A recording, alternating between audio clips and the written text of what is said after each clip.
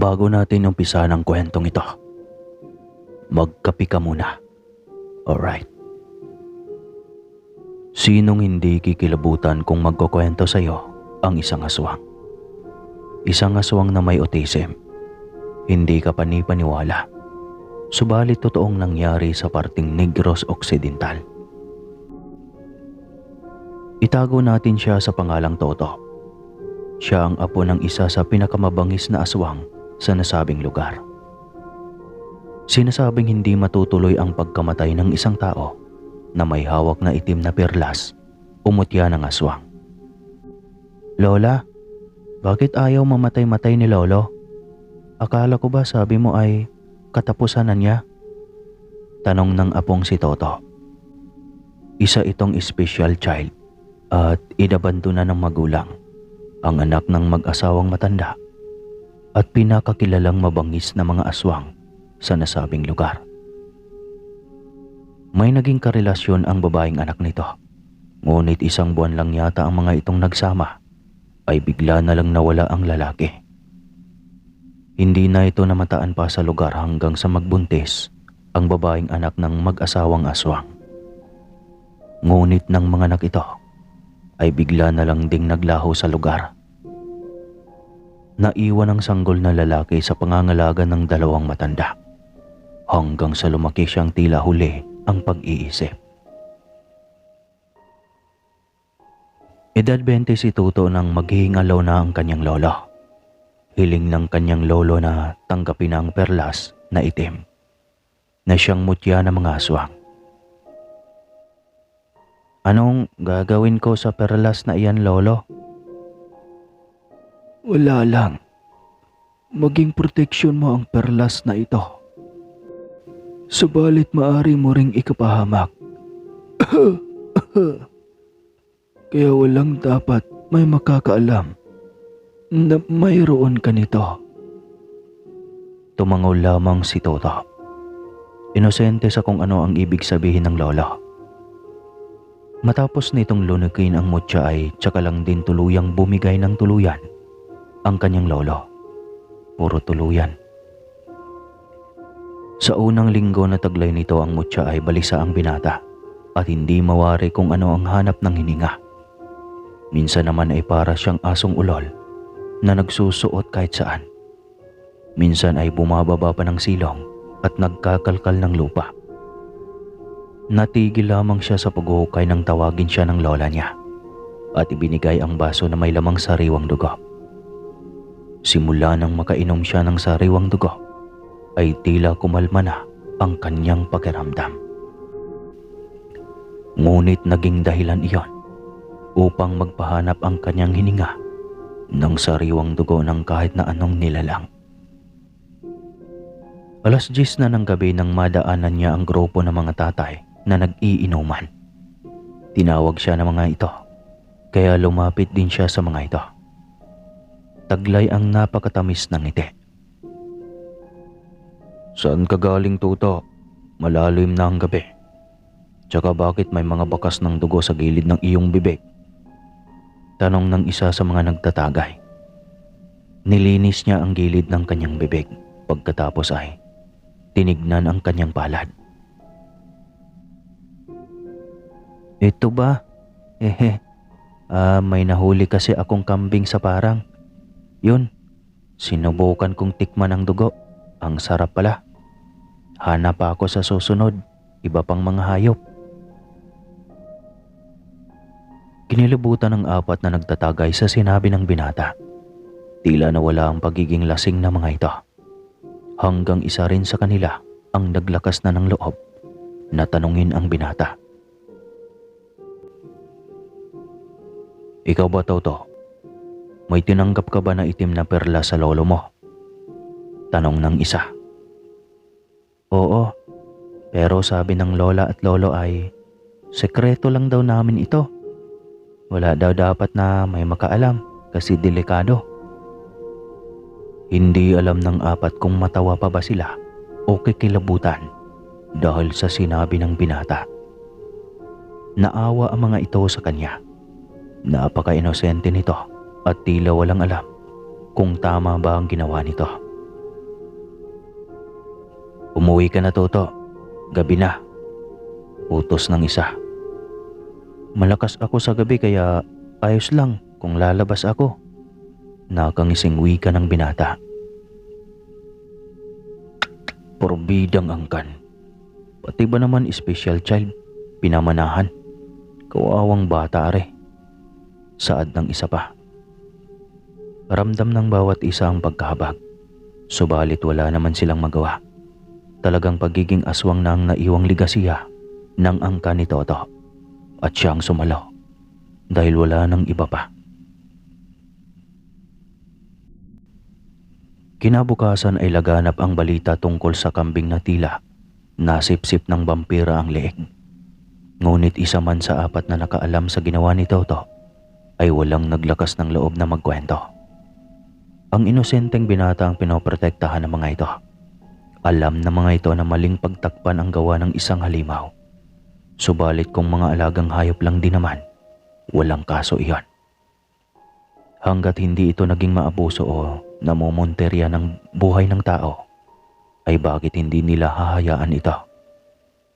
Umani lang din naman ito ng sumpa ng angkan at kawawang bata dahil napaka-inosente at talagang walang kamuhang-muhang sa tinatahak na kamalasan.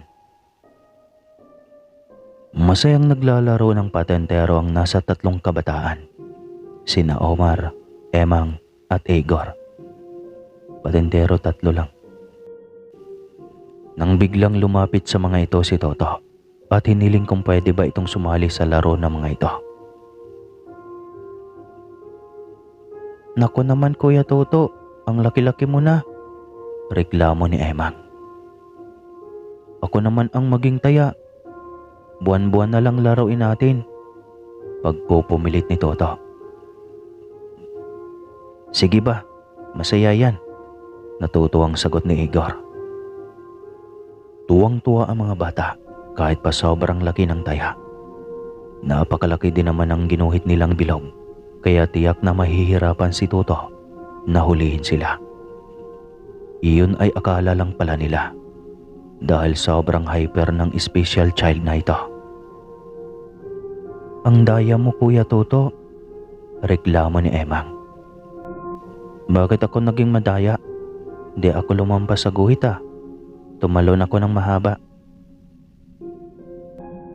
Hindi talon yun Lipad na yun. Tama. Lumilipad ka po ba Kuya Toto? Tanong naman ni Omar. Kita nyo, ang galing ko Nakakalipad ako. Para akong hero. Napangwi ang mga ito. Ramdam nilang dihado sila sa binata. Kaya nagdesisyon silang tago-taguan na lamang ang lalaruin. Sige ba? Ako ulit taya. Wika ng binata. Tuwang-tuwa naman silang tumatakbo para magtago. Iisa lamang sila ng pinagkublihan. At ganoon na lang ang takot at pagkabigla ng 3 bata. Nang bigla ay nasa ibabaw ng kahoy na si Toto. Nakatunghay sa kanila nang nakadilat ang mga mata. Nakakatakot at naglalaway ang binata. Napasigaw ang mga bata sa gulat. Sabay takbo pa uwi sa kani-kanilang bahay. Uy, hintayin niyo ako. Sigaw nito. Kitang-kita pa ng batang si Emang na lumingon ito sa binata. Kung paano ito tumalon sa napakataas na kahoy na tila ba nilipad lang din ito sa hangin. Ninais ni Toto na habulin ang mga ito. Ngunit wala na. Nasa bakuran na ng mga ito ang 3 at tila ba ay sinusumbong siya dahil nakaturo ang mga ito sa kanya habang ang mga magulang naman ay nakatingin sa kanya.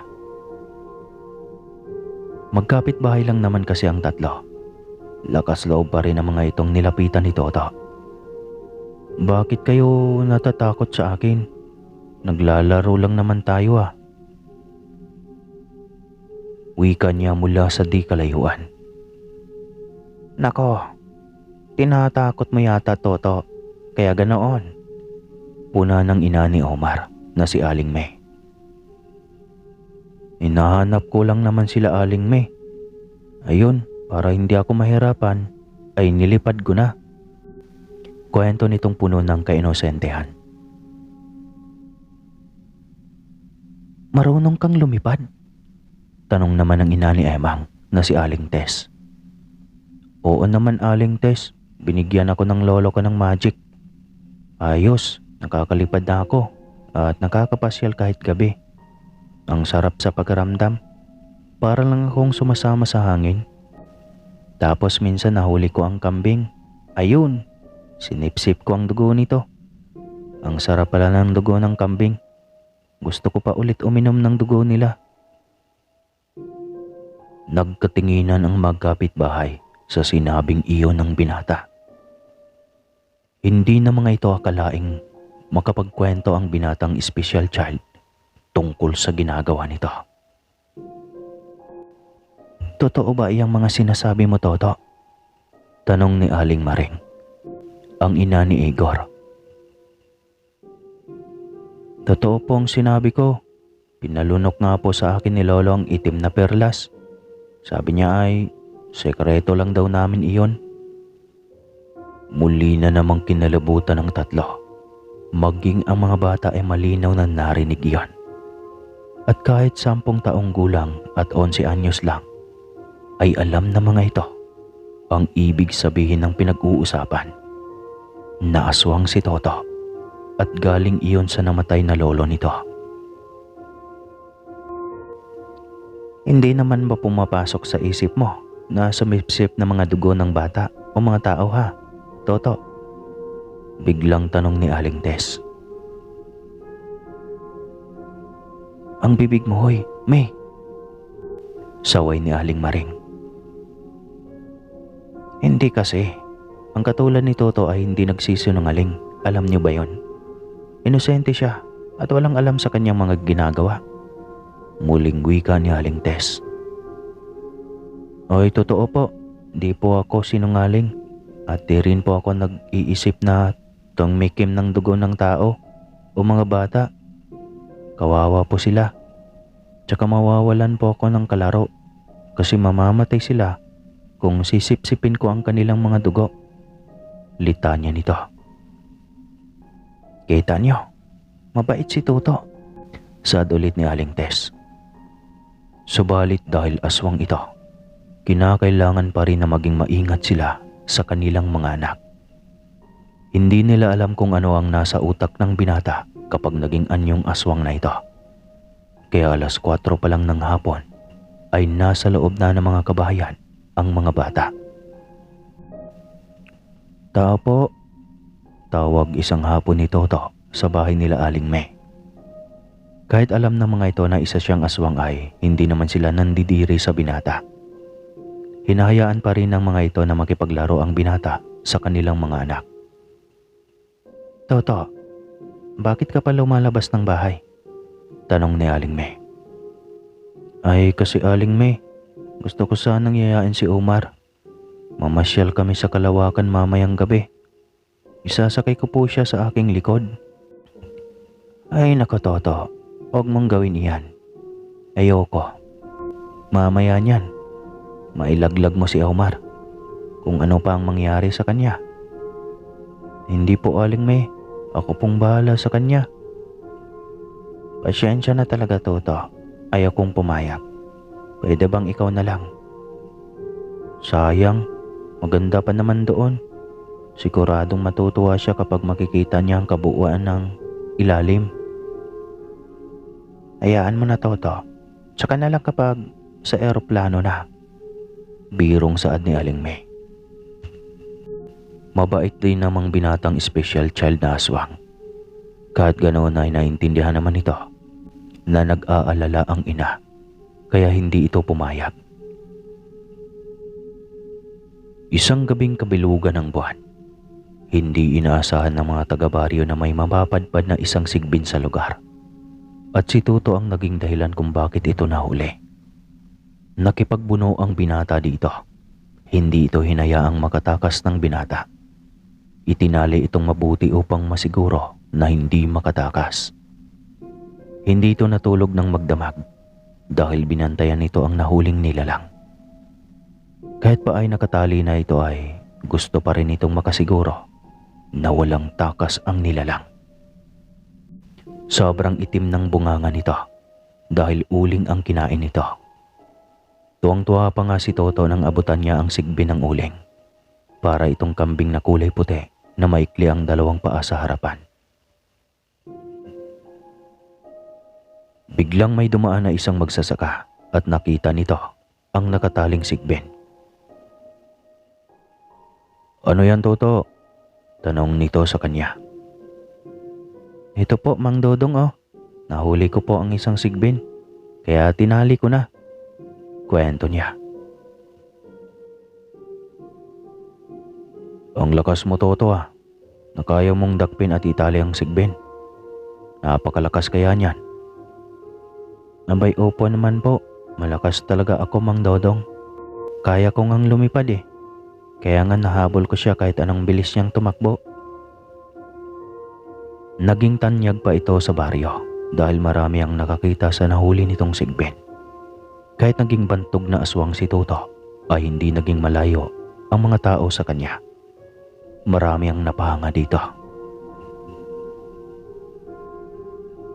Ngunit nang malaman ng lola nito ang pagiging bantog nito sa kanilang baryo, ay inilikas ito ng matanda sa syudad.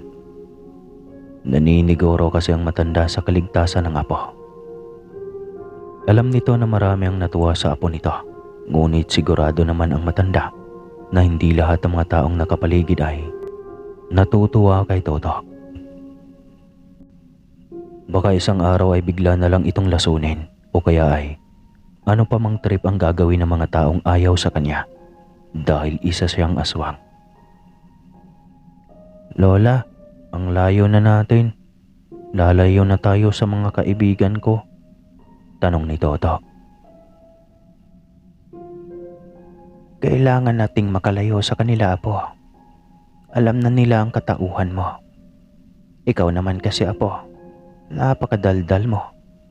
Kaya simula ngayon, doon na tayo titira sa bahay ng kapatid ko, sa Lola Abita mo." "Hala, hindi na tayo babalik, Lola. Paano ang mga kaibigan ko? Tsaka wala tayong kakilala doon." "Mas mabuti kung ganoon. Mas malayo ka sa kapahamakan.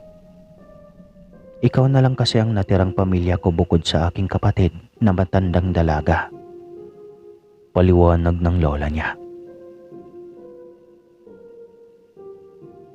Naiyak siya dahil sa sinabi ng kanyang lola. Bumibiyahe pa lang siya ay namimiss na kaagad niya ang kanyang mga kaibigan. "Magmumukmuk lamang ako nito sa lugar na pupuntahan natin kasi wala akong kaibigan," busangot niyang wika. Hindi iyon pinansin ng kanyang lola hanggang sa nakatulog siya sa biyahe. Dumating sila sa himpilan ng bus gabi na. Pupungas-pungas siya ng gisingin ng kanyang lola. Pagbaba ng bus ay naglakad sila sa gilid ng kalsada, patungo sa paradahan ng tricycle. "Liparin na kaya natin, Lola?" "Nako, Toto ah. Yan ang wag na wag mong gagawin dito. Dinala na nga kita dito para mailayo ka sa ilang tao. Alam mo bang triple ang mga tao dito kaysa doon sa ating probinsya? Mas nakakatakot dito." "Yun naman pala, Lola eh. Bumalik na tayo." "Balik ako dun, Lola." Pagkasabi ay bumulusok na ito ng lipad. Naiwan ng kanyang lola na nakatingala, bit-bit ang maraming bagahe ng mga importante nilang gamit. Hindi nito kabisado ang lugar kaya sobrang nag-alala ang matanda. Hindi rin ito maiwan ang kanilang gamit. At mabuti na nga lang ay walang may nakakita noong bumulusok ito, si Toto pa itaas, dahil nasa madilim na parte na sila. Nang makasakay ito ng tricycle ay agad itong nagpapahatid sa bahay ng kapatid nito. Nagpatulong na rin itong hanapin ang tumakas na apo. Hinanap nila si Toto kung saan man ito nakarating. Halos inikot na nila ang buong lugar, ngunit walang Toto silang nahanap. Nagsisisi tuloy ang matanda kung bakit pa niya ito nilikas. Kung iyon lang din pala ang magiging dahilan ng tuluyang pagkawala ng apo. Nang bumalik ito sa probinsya para alamin kung nauwi ba doon si Toto, ay ito pa ang hinahanapan kung nasaan ang binata. Hirap nitong sagutin ang tanong ng mga taga-baryo. Kaya sinabi na lang nito na nasa bakasyon. Kahit ang totoo, ilang araw na itong nawawala. Hanggang ngayon po ay wala na silang balita pa sa special child na binatang aswang. Hanggang sa ito ay naging bukang bibig na lang ng mga taong naging malapit sa buhay niya. Nangyari po ito taong 1970s. Ganyan po mga tao na yon. At nung lola ko noon ay mga bata pa lang sila. Sa mga nakakaalam po sa kwentong ito, ay huwag niyo na pong banggitin ang lugar. Kasi, oo, meron pang ilan-ilan dito sa liblib na lugar na meron pa ring aswang. Pero dito sa bandang amin, ay meron pa rin naman. Pero hindi ko alam kung kapitbahay lang ba. Ang marami dito ay married. Kayo nang bahalang dumugtong. At magkapihan na tayo. Alright?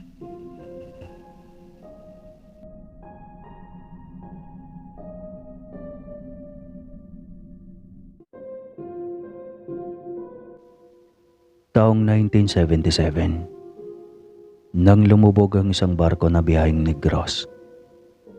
Itago natin siya sa pangalang Borges. Isa siya sa mapalad na nakaligtas na natagpo ang palutang-lutang sa dalampasikan ng isang isla. Isang dalaga na mag-isang naninirahan noon sa isang kubo na sakop ng isang isla ang nakamata kay Borges na palutang-lutang sa dalampasigan.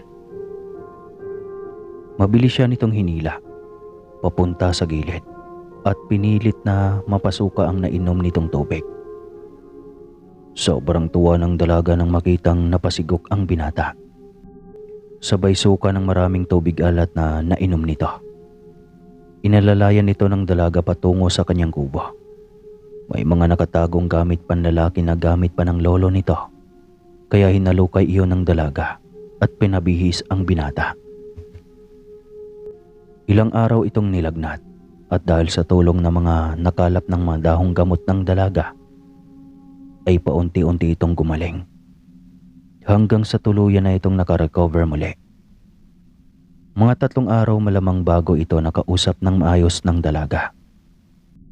Tila wala ito sa sarili noong unang magtanong ang dalaga ukol sa personal na detalye nito. Kaya nang makitang okay na ito ay tsaka lang sila nakapag-usap ng normal. Nabalitaan ko ang paglubog ng isang barko. Isa ka ba sa sakay na pasahero nun? Tanong ng dalaga. Oo, akala ko talaga hindi na ako mabubuhay pa. Biglaan iyon. Wala na mga berya. Bigla na lang nabangga. Iyon na nga ang nasa balita. Ang swerte mo nga eh. Ang layo ng isla na ito subalit napadpad ka ritong buhay pa rin. Mukhang nabigyan nga ako ng pagkakataon na mabuhay pa. Hindi naman ako marunong lumangoy eh. Kung hindi lang sa nakita kong kahoy kung saan ako bumagsak matapos kong tumalsik mula sa loob ng barko, di sana hindi ako buhay ngayon. Kwento pa nito. Sa haba-haba ng kanilang pag-uusap ay tsaka lang naalala ng binata ang magpasalamat sa nagsagip ng kanyang buhay. Ano nga palang pangalan mo? Tanong ng dalaga. Ako nga pala si Borges. Bogi ang palayaw ng pamilya ko sa akin. Ako si Martha. Mag-isa lang ako dito sa kubo. Talaga? Paano ka naman nabubuhay ng mag-isa? 1 taon pa lang nang buhat nang mamatay ang aking lolo. Siya na lang ang naging kasama ko sa buhay mula noong inabandona ako ng aking ina. Nabuntis siya sa lungsod at tinakasan ng lalaki. Ayun, pagkatapos akong isilang ay basta na lang akong iniwan kay lolo. Tapos hindi na nagparamdam. Grabe naman na yung nanay mo. Paano niya nagawa ang bagay na iyon? Ewan nga rin. Pero ayos lang, nasanay na rin ako.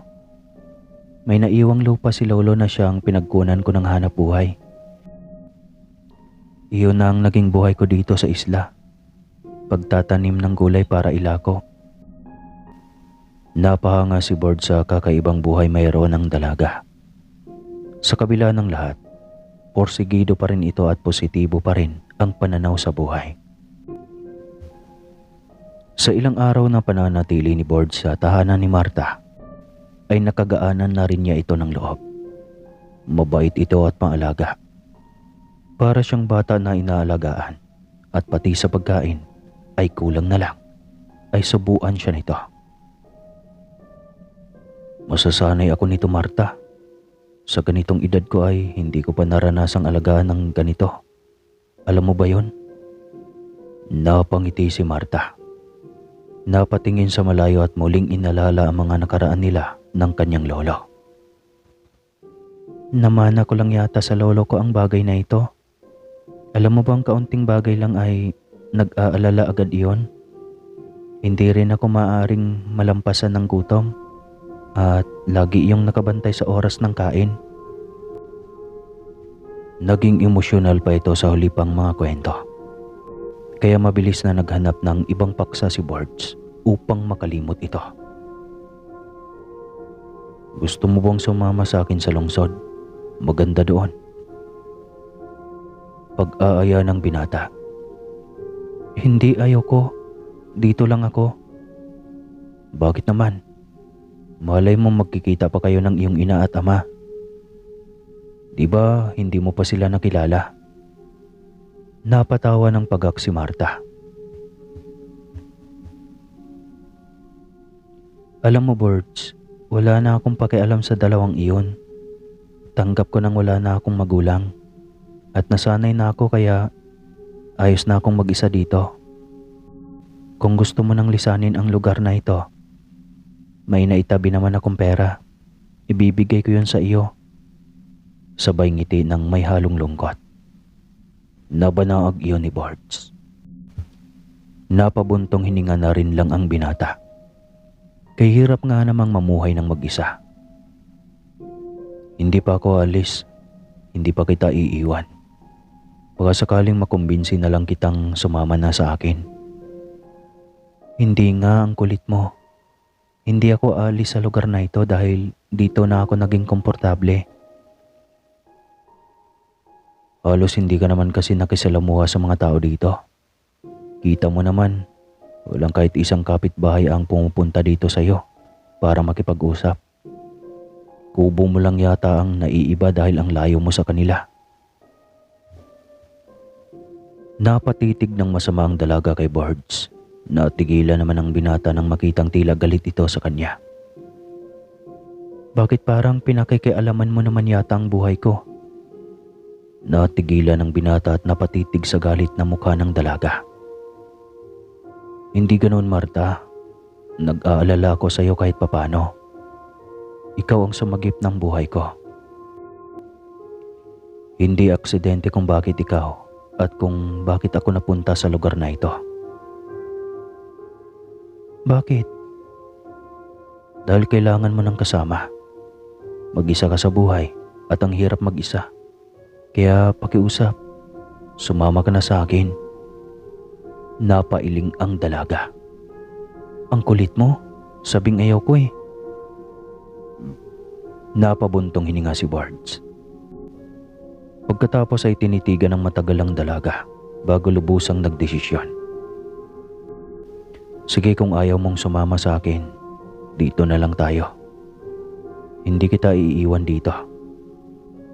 Napatitig si Marta sa kanyang muka. Nagulat at halo-halo na rin ang emosyon nito. Oh, bakit ka naiyak? Tanong ni Bords. Wala, pero kasi hindi mo naman ako obligasyon. Umuwi ka na sa inyo. Hindi ko pwedeng iwanan kang mag-isa dito, Marta. Siguro nga may dahilan kung bakit nangyari ang ganoong aksidente. Dahil kailangan akong dalhin ang alon dito para may makasama ka. Sanay naman akong walang kasama. Mas komportable nga ako na mag-isa. Kaya ayos lang talaga ako kung iiwan mo ako dito. Umiling lang ang binata. Buo na ang kanyang desisyon. Hindi siya luluwas ng lungsod. Hindi niya iiwanan ang dalaga. Isa pa ay parang nagkaroon na rin siya ng trauma na sumakay ng sasakyang pandagat. Nagising isang hapon si Boards na wala ang dalaga sa kubo, kaya sinubukan niya itong hanapin. Hindi pa niya alam kung saan ang taniman nito, kaya hindi niya alam kung saan pupunta. Natatakot rin siyang maligaw. Sinubukan na lamang niyang maglakad-lakad, baka sakaling makasalubong niya ito. Ngunit iba ang kanyang nasalubong, hindi si Marta, kundi isa sa mga kababaryo ng dalaga. Magandang hapon po, Lola. Bati niya sa matanda.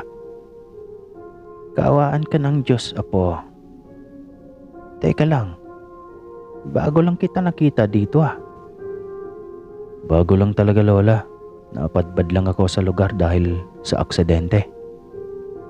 Sos, Ginoo. Isa ka rin sa mga pasahero ng lumubog na barko noong nakaraang linggo. Opo, Lola. Sa awa ng Diyos, nakaligtas. Dahil may isang tumulong sa akin.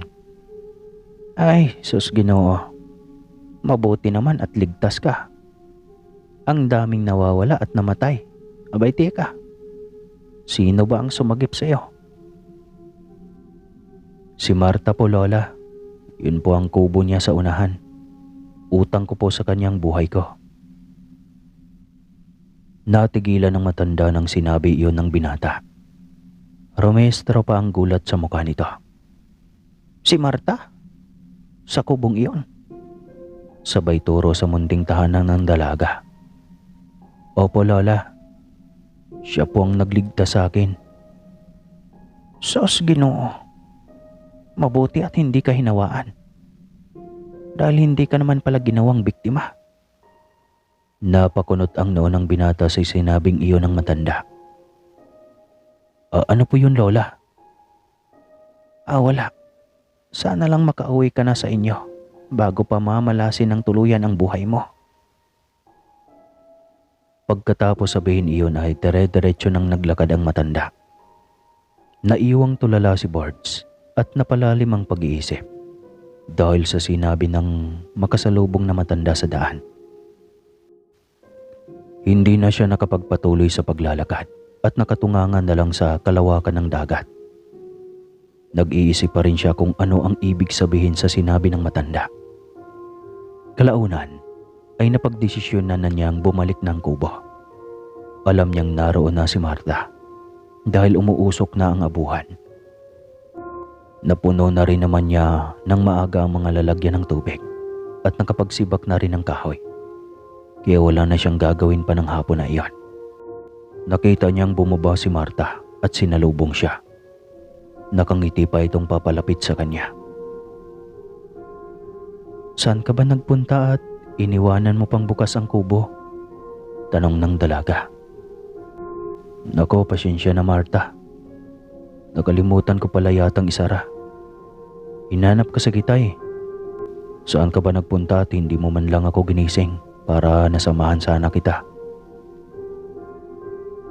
Nanguha lang ako ng gulay sa aking taniman. Hayaan mo sa susunod ay isasama na kita. Nakangiti nitong wika. Biglang napansin ni Boards na itanong kung anong ibig sabihin ng matanda na hawaan. Ngunit nagulat siya sa naging reaksyon ng dalaga. Nakipag-usap ka sa mga tao rito? Bakit ka nagagalit? Nagtanong lang naman ang matanda sa akin kung saan ako umuwi. At sinabi mong sa akin, hindi tinanong ka nila kung hindi ka ba nahawaan ng pagiging aswang ko, hindi ba? Namilog ang mga mata ni Boards sa gulat. Hindi naman sinabi ng matanda na aswang. Subalit biglang kumalkula sa utak niya. Baka ng pagiging aswang ang ibig sabihin ng matanda. Bakit ka natahimik? Natatakot ka na dahil isa akong aswang. Biglang napalingon si Bird sa dalaga. Wala naman nagsabi ng literal na aswang. Ngunit nang titigan niya ang mukha ng dalaga ay biglang may kakaiba dito. Unti-unting nagbabaga ang mga mata.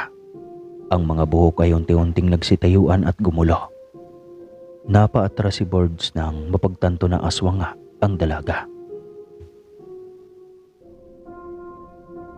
Marta, alam kong hindi ka masama. Kung masama ka, di sana ay kinain mo na ako noong unang nakita mo akong palutang-lutang sa dagat. Tahimik lang ito habang matalim pa rin ang titig sa kanya. Marta, kahit aswang ka ay malaki pa rin ang utang na loob ko sa iyo. Ikaw ang dahilan kung bakit narito pa ako ngayon. At saka hayaan mo na ang mga nakapaligid sa iyo. Kung masama ang tingin nila sa mga kagaya mo, hindi rin naman lahat ng tao mabuti. Litanya pa ng binata. Napaiyak ang dalaga. Napaupo ito sa munti at lumang silya na kahoy. Minana ko kasi ito mula kay Lolo. Awang-awa na rin ako kasi sa kanya. Mahina na siya at gusto nang mamahinga. Kaya kahit mabigat sa loob ko ay tinanggap ko pa rin. Ayos lang, Marta. May mga bagay talaga sa buhay natin na kailangan nating tanggapin. Pwede mo nang lisanin ang islang ito, Birds. Baka madamay ka pa sa galit ng mga tao dito sa akin. Kapag kasi may mga nawawalang bata o may mga namamatayan na buntis, sa akin lahat isinisisi. Kahit isang tao, wala pa naman akong nagalaw. Totoo yun, hindi pa, dahil ayaw kong makagawa ng masama. Kahit paano ay pamumuhay bilang tao pa rin naman ang kinabibilangan ko at nais kong maisabuhay. Pero kung aabusuhin nila ako at sobra-sobra na ang pang-aapak na gagawin nila sa akin, sa pagkakataong iyon ay siguradong lalabas na ang pagiging halimaw ko. Hindi umimik si Birds. Unang beses na may umamin na aswang. At hindi niya akalaing ang sumagip sa kanya na magandang dalaga pa ito. At napagtanto niyang walang nakakatakot sa isang aswang. Napakabait pa nga at napakamaalaga ang aswang na nakilala niya. Hanggang isang gabi ay nagising si Birds dahil sa amoy ng langis na dumampi sa kanyang ilong. Bumangon siya at sumilip sa munting kusina ng kubo. Si Marta iyon at nagpapahid ng langis at saktong napalingin ito sa kanya. Nagulat siya nang makitang puro kulubot ang mukha nito. Marta, sambit niya. Pasensya na, Birds. Uhaw na ako. Pagkauwi ka nito ay bigla na lang itong tumalon sa pintuan at laking gulat ni Birds nang bigla na lang itong naging pusa. Napagtanto ni Birds na talagang kayang magpalit anyo ng mga aswang. Hindi nakatulog si Birds ng gabing iyon. Kahit paano ay nag-alala rin siya sa dalaga. Nasa panganib rin ang buhay nito. Hindi niya alam kung bakit kailangan niyang mag-alala para sa dalaga. Gayong hindi naman niya ito kaano-ano. Hindi rin siya mapakali sa kanyang nadarama. May babangon siya, sisilip sa bintana, sa may pintuan. Minsan ay napapamura siya nang hindi niya alam. Hindi siya mapakali. Gusto na niyang sunduin ang dalaga. Masiguro lang na ligtas itong makauwi ng kubo. Nasaan ka na ba, Marta? Tanong niya sabay hit-hit ng sigarilyo habang nakadungaw sa bintana. Parot parito siya sa kanyang higaan pabalik sa bintana. Hanggang sa mapiko na siya at nasuntok ang matigas na sahig na kawayan.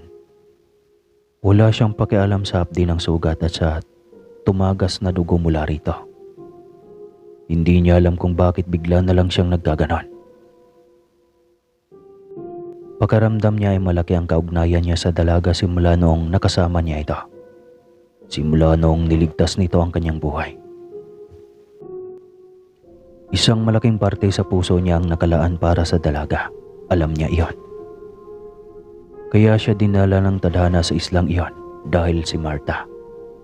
Siya ang babaeng hinugot sa kanyang tadyang.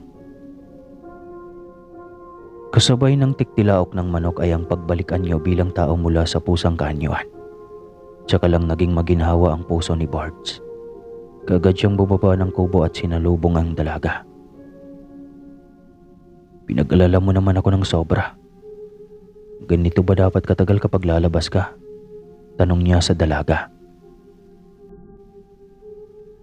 Bakit gising ka pa? Pumasok ka sa loob at mahamog. Hindi ka sanay sa ganito, baka magkakasakit ka na naman. Mas mabuti nga siguro kung magkasakit ako para hindi ka na aalis sa gabi. Aalagaan mo na lang ako. Malungkot itong yumuko. Kung pwede lang sana, Birds, kaso ay hindi ko kontrol ang aking sarili. Tuwing aatake ang pagiging aswang ko, kusa itong nabubuhay sa aking loob. Malungkot na tinignan ni Birds ang dalaga. Awang-awa siya rito dahil halata sa mukha nito na ayaw din sanang maging aswang. Hawaan mo na lang ako, Marta, para naman masamahan kita sa kung saan ka man dadalhin ng iyong mga paa. Dapat mga pakpak. Seryosong nagsalita si Birds, ngunit hindi alam ni Marta kung tatawanan ba niya ang sinabi ng binata o magagalit siya sa katangahan na taglay nito. Umayos ka nga, Birds. Matagal na akong ganito. Tanggap ko na ngang ito na talaga ako ngayon. Sabi ko naman sa iyo, pwede mo na akong iwanan. Hindi kita iiwanan. Kung aalis man ako dito, dapat ay kasama ka. At kung ayaw mo namang umalis dito, edi dito na lang tayo habang buhay. Hinila na ito paakyat ni Marta. Ang dami na nitong sinabi at malapit na siyang maniwala dito. Gayong walang kasiguraduhan kung binubula lang siya nito. Halika na. Halika na, sabi sa loob. Antok lang yan. Ang dami mong sinasabi. Nagpatianod lang si Birds habang hila ng dalaga. Pagdating sa loob ay hinawakan ni Birds ang magkabilang mukha ng dalaga. Totoo ang sinabi ko. Ikaw talaga ang babaeng hinugot sa aking tadyang. Ikaw ang magiging kasama ko habang buhay. At alam ko rin namang mahalaga rin ako sa iyo. Sa ilang linggo na magkasama tayo, alam ko na unti-unti na ring nahuhulog ang loob mo sa akin. Hindi ba, Marta? Walang pagsisinungaling na inamin ni Marta na mahalaga nga sa kanya ang binata. Sa huli ay nagsama na nga sila. At ngayon ay kapwa matanda na. Hindi man nabiyayaan ng anak, maswerte naman sila sa isa't isa dahil naroon ang pag-intindi at totoong pag-ibig. At dito na magwawakas ang kwentong ito. Oras na para magkape. Alright.